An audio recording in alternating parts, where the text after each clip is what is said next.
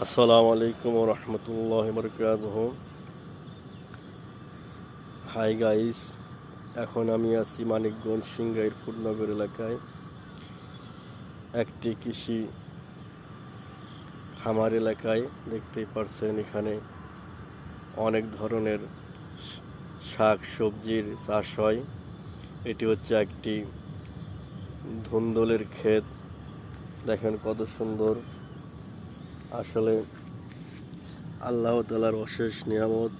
দেখতেই পারছেন কত সুন্দর ধুন্দল ধরেছে। বাংলাদেশের মানুষ এই কাজের উপর নির্ভরশীল। প্রায় প্রত্যেক মানুষই এই কৃষিকাজ করে তাদের জীবিকা নির্বাহ করেন। প্রত্যেককে আমার এই পেজে বেশি বেশি করে শেয়ার করবেন, কমেন্ট করবেন এবং ভালো ভালো ভিডিও পাওয়ার জন্য সাপোর্ট করবেন।